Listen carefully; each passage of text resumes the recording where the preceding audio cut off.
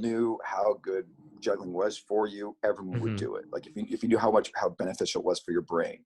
So the science behind it, the list of things that they have for it, it's first of all, it's one of the things that builds white as well as gray matter for the brain. So scientifically, that's extraordinary. There's very few things that actually can do that. Um, the the way the brain connects the left right hemispheres is also extraordinary because you're pinging the left and the right side of your brain, but you're doing it in this rhythm patterns, which the brain really loves. So it can build these neuron connections that accelerate communication very efficiently. So you have your corpus callosum, which is your basically your between your left right hemispheres. You'll build this neuron connection that allows that communication to advance quickly. So all the communication with the brain is rapid, which helps the brain holistically. Mm. So that's a totally different thing than most things. Like drumming is really good for that as well, creating that rhythm. Mm-hmm. But the catching and the throwing of juggling adds another element to it versus just holding the sticks. You're just holding the sticks, but when you're catching and throwing, you're adding whole different neuron connections between your fingertips and the catching aspect of it. So there's more to it than just that. The the thing is that they're finding more and more how juggling affects the brain as they're discovering more and more about how the brain actually functions. Mm-hmm. So it helps with Alzheimer's. It helps with dementia.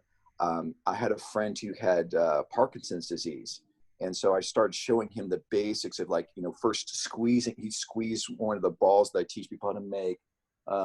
I teach people how to make these things, which are little hacks, but Uh-huh. you learn how to squeeze this thing. It starts building neuromuscular coordination. And then he threw it back and forth with one hand, learning to catch and throw again, which starts building those neuron connections and reformulating those patterns in the brain.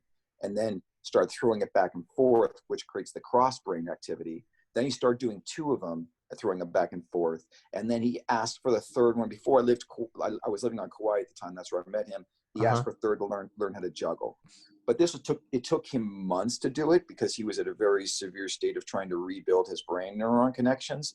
But he was talking about how much it affected every part of his life just from doing those simple things and getting the brain activated and stuff like that. So the other things that it does for the brain as far as calming you down, as well as it's a focuser for the brain, as well as relaxer for the brain.